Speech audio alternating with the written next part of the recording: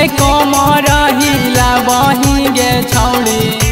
छौड़ा साथे कमर हिला बही गे छौड़ी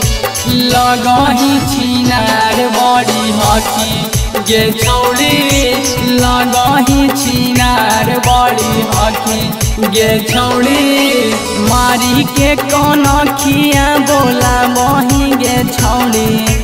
मारी के कनखिया बोला बही गे छौड़ी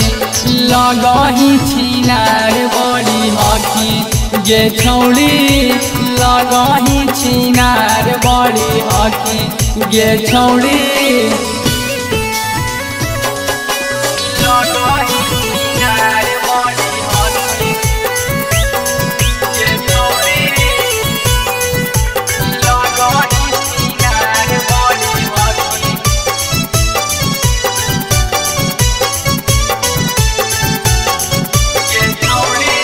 हिलाई के जौवना में देखा बही गे छौड़ी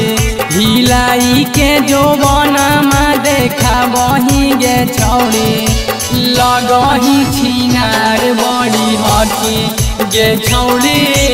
लगही छिनार बड़ी हकी गे छौड़ी पतली कमर लचका बही गे छौड़ी पतली कमर लचका बही गे छौड़ी लगही छिनार बड़ी हकी गे छौड़ी लगही छिनार बड़ी हकी गे छौड़ी